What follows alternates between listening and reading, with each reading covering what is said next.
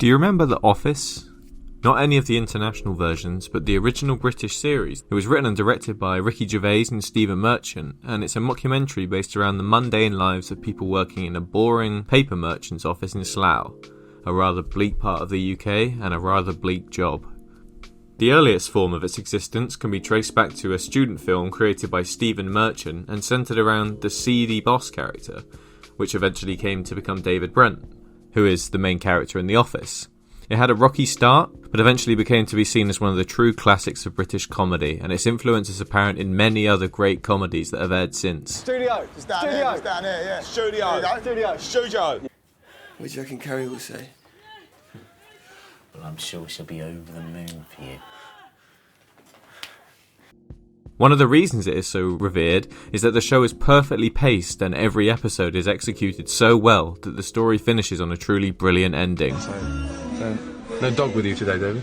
Oh, do you not see her? She just left. Chris, Yeah. why don't you fuck off? More stuff definitely happened after the camera stopped rolling, but we didn't need to see that. It was all tied up in a lovely, heartwarming and yet comedic bow. Then, in 2016, we got this.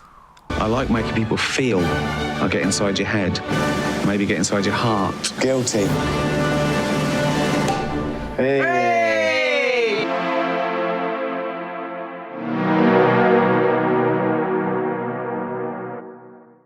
David Brent, Life on the Road, is a follow-up look into the life of David Brent after The Office finished, which by this point has been a whopping 13 years.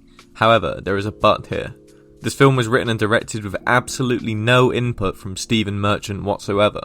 That's right, Stephen Merchant, one half of the talent that made The Office possible, one half of the writing and directing duo, is not present whatsoever. He is not credited as a writer. As an advisor, he's not even thanked in the fucking credits. There is no Stephen Merchant at all. Ricky Gervais said in the build-up to this film that this is not an Office film and that this is entirely a solo story about David Brent. Yeah, I mean, I said I'd never bring back The Office, and I haven't. This isn't The Office. I think that would be crazy. The same. But you know, come on, Ricky. It's a movie about a character from The Office, recorded as a follow-up to The Office, who is now working in a different office. It is an Office movie, and there is nothing you can do about that. And finally, it doesn't matter if you haven't watched The Office prior to watching this video. I think it will be pretty clear why watching The Office is not a prerequisite to watching this video, and yeah. So the movie starts out with our titular hero, David Brent, seeming a bit sheepish. Hello, I'm David Brent. And rightly so. I mean, it's the first time he's been in front of a camera in over a decade. He's working as a sales rep for Lava Chem, a toiletry supplies company. That might just be an even more mundane thing than working with paper. He does have experience with it though, as in the Christmas special, that is what he was also doing. What do you mean who does me tampons? Who does your tampons? He's also the frontman of a band, Foregone Conclusion, a name that was referenced in the actual Office TV series, so there's a bit of continuity there. What were you called? Foregone Conclusion.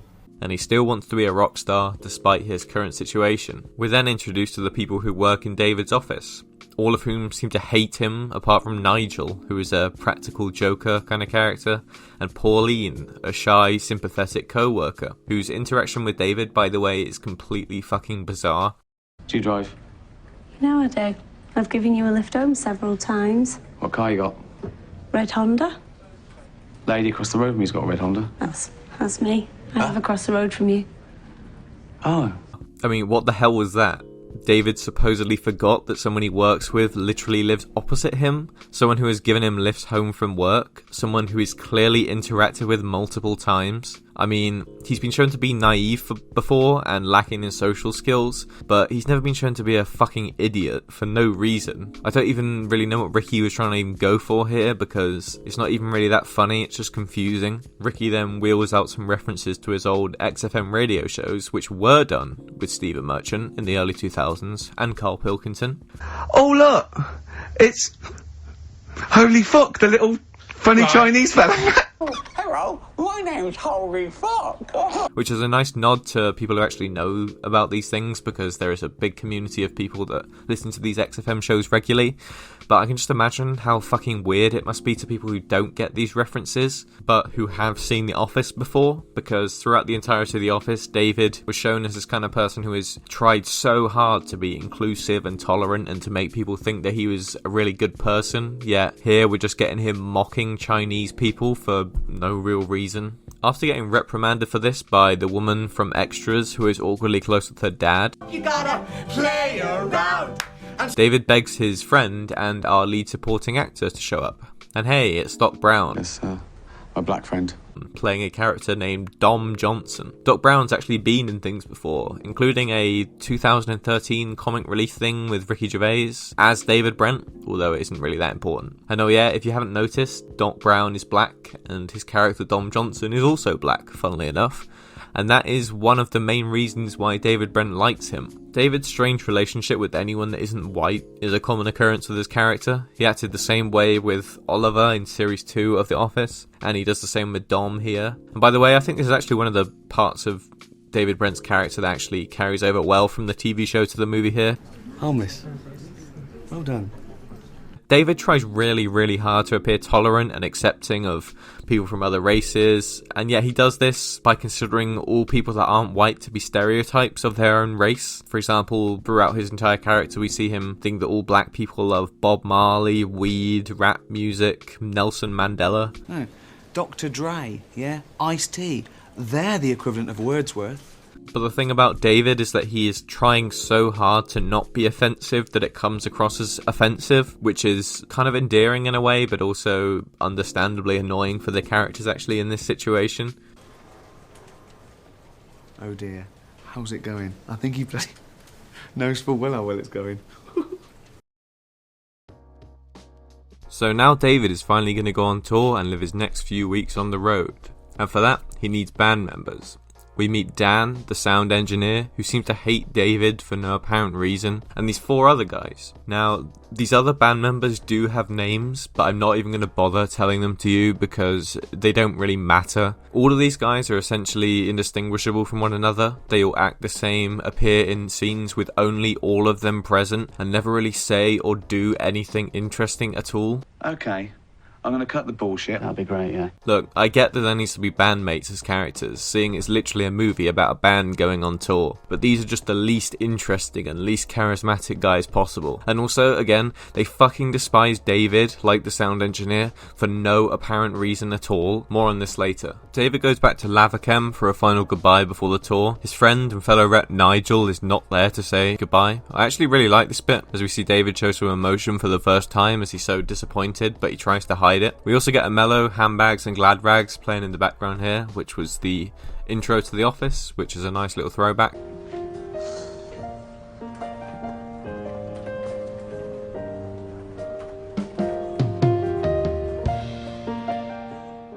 Oh yeah, and David acts like a massive dick to Pauline for no reason at all, and then leaves. Have a nice time. Yeah. Then, in a rather unexpected twist, we cut to David admitting that he had a mental breakdown and lived in a mental facility at some point. Wow, that's quite a big thing to just throw at us. There's a nice little line there, but where he just makes sure to point out that it was voluntary though, as though he didn't just get dragged in there out of his own will. In a facility. Voluntary. Which I thought was nice and was very much a Brentism. He always likes to be in control of how other people perceive him. Now, some people might remember back in Series 1 of The Office, the character Ricky Howard points out that he's heard that David Brent had a breakdown, and David denies this. Did you tell you I was mad? Well, yeah, she said you had a nervous breakdown. I haven't had a nervous breakdown. But it was never mentioned in any dialogue post that scene. So it's nice to have a little throwback there to shed some light on something that was kind of mentioned once and then brushed under the carpet. They intersplice some pictures of Brent during the period of his breakdown when he's talking about it, and he shows some photographs, and they're just... I mean, come on, look at that. They look honestly laughably bad.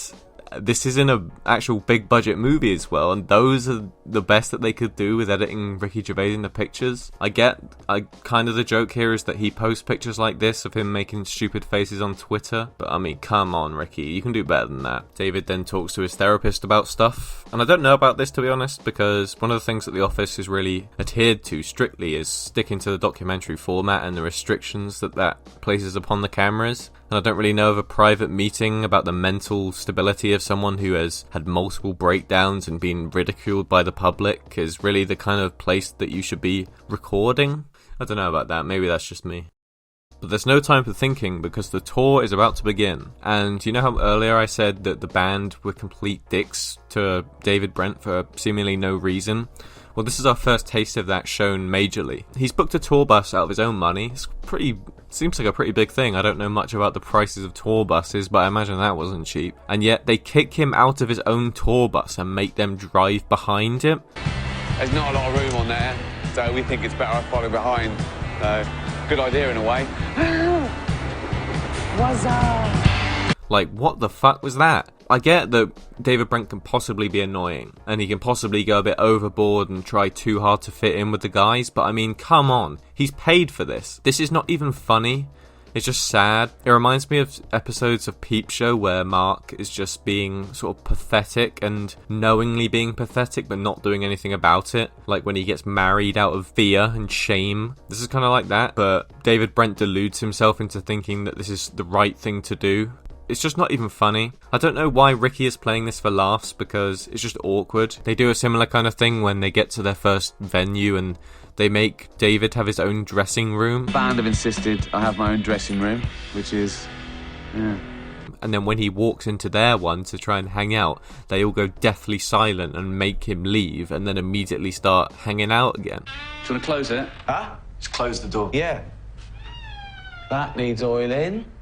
It kind of feels like a betrayal of the David Brent character here because all throughout the series we were building up to something and then the something happened and that was David telling Chris Finch, who's kind of like I guess he's kind of the bad guy in the office, not really, but David tells him to fuck off, and that's like a major character defining moment for David right there. He finally stands up for himself and realizes that he doesn't have to be pushed around by everyone and that he can make, you know, these decisions about not having to try and appease everyone. He can be brash. And yet in this movie it's like everyone is that Chris Finch character. They're all being dicks to him, but there's no reason as to why, and David isn't telling them to fuck off. It's kind of like a retraction of all the character development that we had in the actual TV series. I guess you could interpret this as it being a message, and Ricky is saying that David hasn't progressed as a person and he's regressed back, and that character defining moment wasn't really that character defining. Personally, I don't see it that way. I think it's just lazy writing and they needed some sort of antagonists to go against David to give the movie some sort of goal or to have something actually happen in the movie, so they just wrote that, but maybe I'm wrong. Right. Shoot. But despite all that, David has managed to book an appearance on a local radio station to promote his tour. Unfortunately, while on there, he gets mocked by Kevin Bishop, who is, interestingly, the guy who voices 2D from Gorillaz. At least here, though, there's some attempt at comedy. He gets forced to play a shitty daytime radio game show, which is completely irrelevant to what he came to do. Yes, basically, I say a manufacturer's name, and you tell me if it's a sausage or a pie. Ricky often uses characters as vessels to share his views on show business, like Andy Millman in Extras, as a famous example. And I'd like to think this is something that he's written out of a personal experience, you know, shitty radio interviews and stuff. It certainly seems like it. Though, because of the pie reference, I think that this is him mocking radio DJ Chris Moyles, who Ricky has spoken very negatively about on his XFM radio shows, and who also does a lot of terribly, terribly unfunny songs and games about pies. What happened to Chris Moyles' show? Is he not on anymore? On the TV? Yeah. No. Turns out he was too fat and talentless. Do you want to tell us about Hastings? But now we get to the part of the film that really illustrates something. Ricky completely forgot how to write David Brent. Any fans of the original series will be able to tell you that the way David speaks is often really unnatural and unusual. He uses lots of quotes and rhetorical questions and often describes things in really sort of unnecessarily grandiose ways. David quipped, "Why buy a book when you can join a library?" Yeah, he's now a completely different person. Please Don't make fun of the disabled. Ricky changed the way that David's written so that there's no subtlety in the way he goes about this self-congratulatory behaviour. Part of the problem is the fact that he explains every single lyric. We can't just play a song. No. They don't really need explaining, do they? Let's take as an example the fire drill from Series 2 of The Office. David insists on helping this character in a wheelchair down the stairs to show how much of a good person he is. I tried to make sure. I'll do that. It's alright. No. Yet he gives up halfway down the stairs and leaves her there because he realises that it's too much hard work and nobody actually is going to see him doing this. This isn't worth it. It's stupid. He acts like the big man, yet he still treats her like an object rather than a person. But he wants other people to notice him being a big person, and he never says it outright because he wants them to notice it and think that he's doing it subconsciously. And that's completely different in the movie. Now he just comes across like he's trying way too hard. It's so different to how it's written in the TV show. And it makes him come across as incredibly insincere when that's like the opposite thing that Ricky originally was going for with David Brent. No, it's all about how the white man went and sort of slaughtered them and enslaved them, and it's about time someone said something, so guilty. I'm assuming it's done this way because he doesn't really have time to set up his behaviour in an actual conversation and for it to happen naturally, seeing as the film is not even 90 minutes long. But it really changes David as a character in the way that we see him. The subtlety is what made David, in my opinion, and once you take that out, you're losing a big part of the thing that made him both funny and endearing. So he does that disability song, and obviously it's not something that I'd ever actually want to listen to, but it's actually performed pretty well, and it sounds like a real song, and, you know, all the instruments are played well and stuff. Obviously, of course, the lyrics are terrible, but that's the point. That goes for the whole soundtrack, really, of this movie, which was released, by the way, as an actual album. It's actually quite good musically. Obviously, you wouldn't actually want to listen to any of these songs unironically, but they're okay. I guess I should have mentioned also that the terrible band characters are actually real musicians. That might be why they're so bad at acting, but yeah, they're real musicians. The drummer, for example, is the ex-drummer of Razorlight, a band that no one has thought of in 10 years. They introduced this photographer character who doesn't really do anything in the film. Yeah. Image. Yeah. Sex. And she gets him to take some photos to increase his appeal, like promotional stuff. They're obviously supposed to be really embarrassing and bad, yet they look like the photos that Ricky takes of himself unironically, you know, those really embarrassing atheist pictures. He arrives at a student union, ready to play another gig, that unbeknownst to him was part of their Shite Night event, and that he was booked ironically. Shite night? Why have they... That's... This event is actually kind of reminiscent of the nightclub event that we saw David at in the original series. You might recognise this guy from the BBC Two documentary The Office. Some of you might even have bought his single recently. But he's got more of an act this time. He shoots these absolutely amazing t-shirts out of a t-shirt gun. I would honestly love to have one of them. They look so amazing, and they're so awful, but it just makes them even better. David also plays a track called Equality Street, which is kind of like a reggae ska track, with Dom rapping that actually predates this film. That was one of the things that was in the comic relief special. But as expected, the crowd don't seem to like it very much. After that's finished, David is sort of dancing around the event within the crowd. And there's actually a really good shot here that I'm probably the only person that cares about, but I'm going to describe it anyway. So the camera is panning around the room to Dan, the sound engineer, to try and get his reaction. But who points at David to make the camera operator look over at him because he's doing embarrassing shit. He also says, look at that too, but he's not mic'd up, so you have to read his lips to be able to see it. Like, little bits like this make The Office feel much more real, and they add so much to the experience. It's like, in real life, not everyone would be mic'd up all the time. The camera operators would miss stuff. So it really is in the spirit of the original series to sort of acknowledge that this is supposed to be a real documentary and not exactly a movie, and I really like stuff like that. She said no, by the way. We then cut back to Lathercam for the first time in a while, with Nigel getting a call from David. Brent Meister? Though, after just praising the camera work for being realistic in the last scene, this one kind of lets that department down again. I mean, were the camera crew just at the office recording constantly all day, every day, on the off chance that David rang them? Let's just chalk this one up to movie magic. It turns out that David was calling Nigel because he's saying he's depressed and he wants someone to confide in. I'm running out of money and I'm running out of time. I'm so fed up. Come on, mate. Hearing David like this is actually kind of sad. You normally get the sense that he's never really being completely truthful with the way that he presents himself, or truthful with himself, to be honest. So hearing him actually being like this is really noticeable and sort of knocks you back a little bit. Though he does say that he doesn't want anyone else to be told about this, yet the camera is filming, which again, you know, ethic-wise, I don't know about that. He tells Pauline about the call too, remember her? And she seems pretty upset for David. She says she's missing him and that this whole documentary was not a good idea. This documentary, I think he's only doing it because he thought it would be better than the first time, but it's not better, it's worse. Now, is that some super smart meta commentary by Ricky Gervais about the Life of the Road film itself? Well, no, but it's more funny when you look at it that way. There's also another one of these interactions that comes across as like the exact opposite of what Ricky probably intended when he wrote it.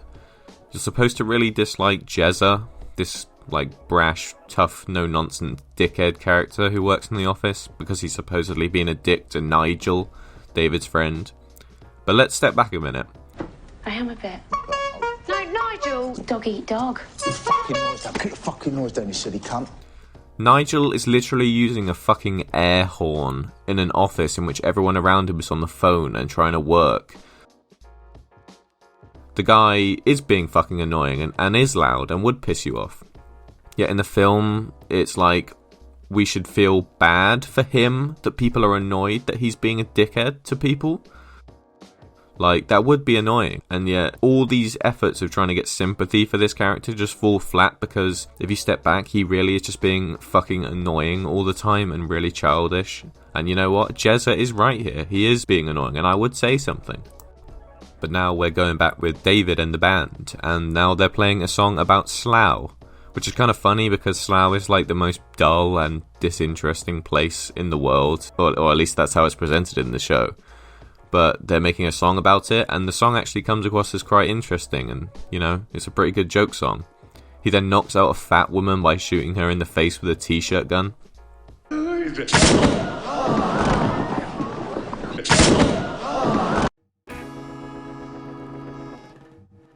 You know, it is a bit of slapstick comedy, but it is also a kind of a callback to The Office. Because in the original TV series, well, in the Christmas special, David says that the documentary crew kind of set him up and made him look like a bad person because they never showed any of the good stuff he did. They only showed the moment when he accidentally was being a dick or when he accidentally hit someone. Oh, like the time I headbutted someone. You headbutted someone? Yeah, but she was, to be fair, yeah, but it was manipulated. That's what I'm saying. They're crafty as well because... And yet now, the movie crew here are also showing David just hitting people. Speaking of the original series, and seeing as we're almost exactly an hour into the film's runtime, I want to go back to something I said right at the start of the video, and that being that you don't really need to have watched The Office to be able to watch this film.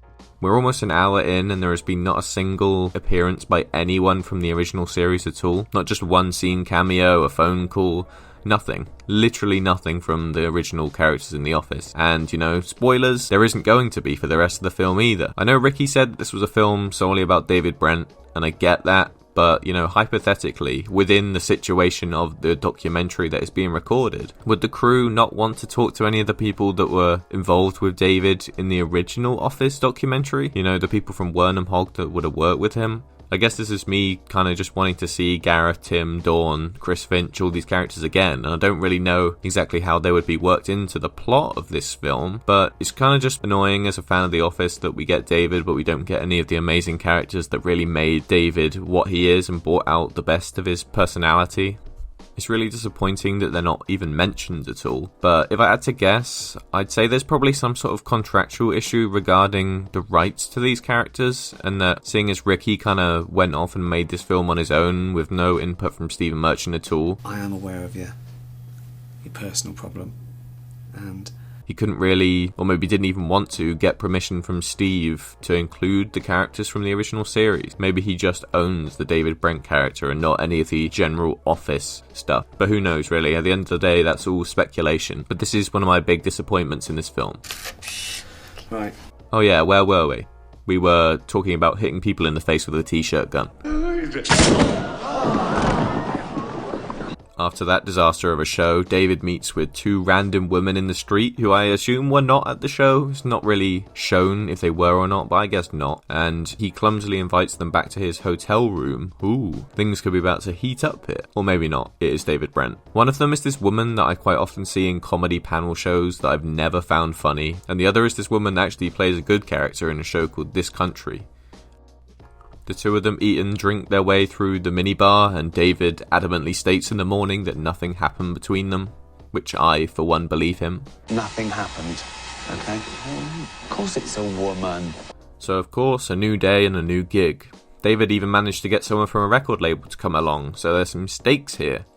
And he's also excited, which, after seeing the past 20 minutes of bad things constantly happening to him, is kinda nice. But of course we know that's not gonna last. Right here, though, is the moment where David just completely hits rock bottom, in my opinion. He's pissed off that the band always ignore him, seem to hate him, and just generally dicks to him all the time for no real reason.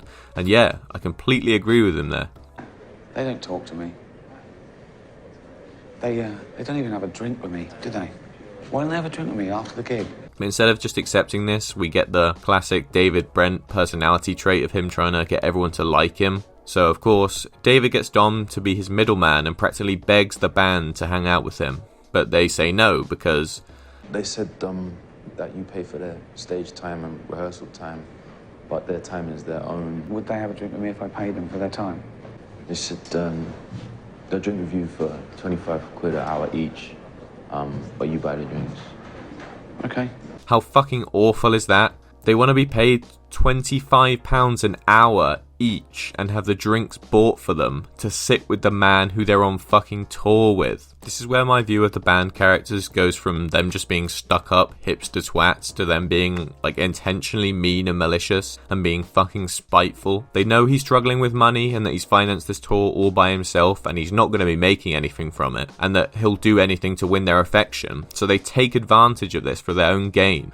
£25 an hour each and to have their drinks bought for them. How fucking terrible is that?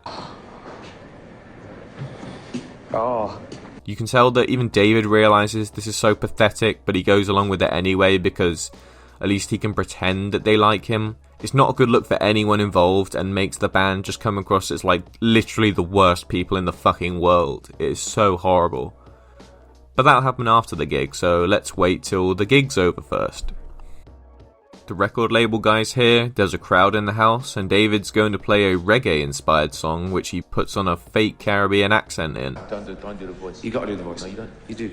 Luckily, Dom's on the song too, so his rapping's okay, and it's okay. David's on-stage antics, though, are described by the record label scout as like a drunk uncle at a wedding, which is a perfect description of Ricky here. He nails the overconfident look in an embarrassing way. Okay, but now it's time for the dreaded paid arranged drinks from earlier. He's excruciating, on stage and off. And now we've got to go and have a drink with him, it's awkward. Yeah, you're right, it's awkward, because you guys made it awkward. It could have been a lot less awkward if you weren't forcing a guy to pay £125 an hour to sit in your company. David's basically monologuing here because, of course, the band don't talk to him, and they're just staring at their phones, despite the fucking amount of money that David's paying here. Also, these pints are the most obvious, apple juice or fake movie beer pints imaginable. There's no way you get 7 pints from a bar and they come out looking like that, and it's just so stupid. Cheers. Cheers. But anyway, there's some good quotable lines here about absolutely inane shit, which is right out the Office. It feels like stuff about football jokes was established in the Office earlier, and we get a little bit of a throwback to David knowing nothing about football here too. Sturridge. Yeah, and get him in, get him up front. Let's get some goals. In fact, this whole setup reminds me of the time David organises drinks in the TV show and no one shows up and no one makes an effort. So I forgot what I was saying then. Though I do wonder what Ricky was trying to go for with the scene in general though. The drummer says it's going to be awkward and the band staying silent and David being embarrassing. Almost makes it come across like Ricky wants us to feel sorry for the band here because David's being supposedly awkward. But I mean, he's managed to hire the most fucking awful people possible and he's trying to do a good job with it. What do you expect him to do? Of course he's going to be awkward because you guys are making everything fucking awkward. Dom's okay though. He's kind of like David's sympathy guy in this film, like Tim was kind of in the original series of The Office. No one wants to have a meeting with you. No one wants to have a drink with you. Don't even work here. Yeah, I'll have a drink with you tomorrow, David. Give us a call after work, yeah? They need that kind of stability for David there, someone that he can rely on just a little bit anyway, that makes him open up a little bit more, which is nice. By the way, these guys fucking neck their pints in unison too. Their drinks are almost full here, but we cut away from them to David for exactly 10 seconds, and when we see them again, all 5 of them have finished their pints. What fucking machines they are. Same again? No, I can't. No? So fortunately that's over, and it's the next day, and the same shit happens here again. How predictable. David plays a bad song to a crowd of disinterested people who do not like it, and everyone looks embarrassed. Who could have guessed? I swear this same scenario happens literally like 5 or 6 times in this movie. It's fucking ridiculous that they thought this was okay. Surely Ricky could have come up with another way to get these songs into the film, rather than having the same situation play out 6 fucking times. However, luckily for us, there's a bit of a difference here, because the venue needs an extra performer because someone dropped out, so Dom goes on for a solo act, finally. I could do one of my tracks. Yeah, I've got a backing track. I'm not in this. I'll take this off. So Dom does his song, and you know what? Okay, whatever. Can't say I'm a massive fan, but it's completely fine. But the way that the crowd reacts to it, so incredibly strange and feels so, like, robotic. You can tell Ricky doesn't go to many events like this in real life. Everyone starts gathering around, bobbing their heads, shuffling, and this guy does this weird chest pumping thing. Then they start waving along and singing too. Well, I say singing, you can hear them, but none of their mouths are moving. This feels so, like, out of place within the film as well. It's like it's Ricky's wet dream that he just wanted to be able to direct. It's so strange. He gets a standing ovation from the crowd. Well, they're already standing, so I guess just an ovation. And Chest Slapper Guy keeps fucking pumping on his chest. I don't know if it's just me that finds this incredibly weird. I think the reason why is that throughout the entire movie, all of the crowds have been shown as so lifeless and just so nothing. They are not responsive to anything, good or bad. And now we finally get to a moment where, you know, some generic poppy rap song is played and they fucking love it. They're going insane over it. Singing, waving, dancing, you know, it is so ridiculous. By the way, this is for a rock and metal battle of the bands as well, and yet this, like, Radio 1 pop rap song comes on and they fucking love it. It's so weird. But also, the record label guy liked it too, and he wants Dom to record some demos for him. Did you write that? Yeah, like I write the raps, but also I make little backing tracks for, like, on my laptop. Have you ever demoed them properly? Yeah, we're always in the studio. So Dom's actually getting somewhere. Good for him. It's nice to see something good come out of any of these characters. Okay, now would probably be a good time to mention that there are only 10 minutes left of runtime of this film. The plot doesn't seem to have gone anywhere or done anything different in the past hour or so, at least in David's case. He's just played one failed gig after another to crowds that don't like him and with a band that hate him. So where do you think it's supposed to go from here? Any guesses? Because the film sure as hell isn't giving anything away. So we meet David at a hotel in preparation for the final gig, which is tomorrow. He meets Dan, the sound engineer, too. We all know Dan by now, the snarky guy that dislikes everything that David says or does, and that he has shown no sign of changing this. David says that a song he wants to play in the last show is something that he wrote about dying orphans who want to live till Christmas. I've saved the best till last. Keep in mind that A, that's probably the least rock and roll thing ever, and B, it's not even fucking Christmas time. Ricky actually wrote the song over a decade ago and played it in one of the XFM radio shows near Christmas, so I guess he just wanted to cram it in any way he could, regardless of how clumsy and nonsensical it is for it to be played. Also, it's supposed to be the big send-off song too, which again makes no sense at all. I mean, what better way to end your rock and roll movie than with an emotional Christmas ballad? David wants to spend £1,500 on fake snow for this song too, to make it all Christmassy, which is obviously completely absurd. Dan says this to him as well, which is probably the most correct thing that Dan has said all the entire movie. Then, in the most unexpected character change ever, Dan immediately becomes incredibly nice to David, says he'll do the rest of the shows for free, and then says he likes him. Don't spend any more money on this tour, okay, please? Don't cash in another pension or whatever. I'll do the rest for free. And for the record, I like you. What the fuck? The guy has spent the entire film hating David, never being nice to him once, forcing David to pay him to have a drink with him, and has shown absolutely zero indication that he likes him at all. Then to immediately like him in one scene, and then they're apparently friendly with each other. How fucking unsatisfying is that? What was the entire point of this movie? It's not even like they had any prior interaction that would have caused this. They met in the reception of the hotel. What the fuck? Well, I mean, surely they must have cut some scenes from here or something. There's no way that this would have been written this badly intentionally, right? Definitely one of the funniest tours I've ever been on. I quite like Brent. Yep, that's right. The entire band like David too now. For no reason at all. With no build-up, no explanation as to why. Every single one of them just fucking likes him now. You know, what the fuck? What is the entire point of even watching this film with shit like that? They show emotion for the first time in the entire film in their very last scene that they're all in. And Dan even bought him the shitty fake snow. When I watched this, the final 10 minutes, you know, for the first time, I genuinely believed I'd missed a chunk of this film or something, because it just makes no sense, comes out of nowhere, and just completely changes the entire tone of the film instantly, and for no reason at all. It is so unsatisfying and awful. But hang on, there's still 3 minutes remaining. Maybe there'll be a proper conclusion in this bit. It's a huge waste of money. But at least it's my money. At least it's not more of his. So, David, we're gonna need your card. Yep. David's back at Lavachem now, and being David, he says everything was great and it was the best time of his life on tour. Dom's got a record deal and the band are touring with Peter Andre too. Who fucking cares? The receptionist starts crying because she can apparently see through it sometimes. His smiles. Jezza, that guy in the office who hates David, is laughing at him. So Pauline, remember her, throws water over Jezza. What are you doing? What are you doing?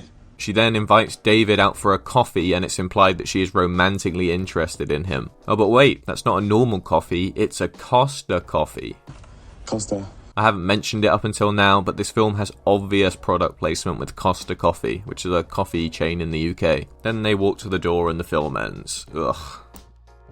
I don't even really know what to say about this film any more than I have done already. It may seem like I come across as quite negative, and I am negative about this film. It's not good, but I don't hate it. It's not so bad that it's not even worth watching. If you're a fan of David Brent, I would watch this. And if you're a fan of seeing how comedy can go wrong, I would watch it. But as like a separate solo, just kind of like slapstick comedy, you know, it's fine. But as a part of The Office, it is so bad. Compared to The Office, this is like dog shit. This is so much worse than The Office. And one of the things that makes that is like everything just feels so pointless and unnecessary. The film existing in the first place feels pointless, but also like the story is so incredibly cheap and boring. All the characters are awfully written to the point where it just makes you hate them, and not even care about the story itself, just makes you hate the characters. The songs are okay, I guess, but I mean, it doesn't take much skill to make some ironically bad songs. The relationships with the characters sucks. The only ones that feel genuine are like possibly David and Dom, but definitely not David and the band, and definitely fucking not David and Pauline, who is implied like hook up at the end of the film. It doesn't work, it doesn't make sense. Why did they do that? But yeah, overall, it's just, I'm not surprised this film didn't make any money. It had like a $10 million budget and only made like 3.5 million or something, which, you know, serves you fucking right, Ricky. You shouldn't have made this. Waste of money and time and integrity. But yeah, overall, I've spoken for a long time about this film, and I think you can probably get my impressions of it from the actual going through the film part of the video. But yeah, overall I would say, watch this film if you're interested in Ricky Gervais or The Office, but go into it knowing that you probably aren't going to like it, and it's probably going to tarnish your view of the David Brent character. But in my head, I try and separate this from The Office. When I think of The Office, I don't think about this film. I just think of this as some like non-canon offshoot of The Office, and I think that makes it a better way to look at it than as a carry-on film. But yeah, thank you for watching this video. This is the first video on this channel, I think. At least it should be. And I've put quite a lot of effort into it. You know, it was a good experiment, I guess. And yeah, thanks for watching.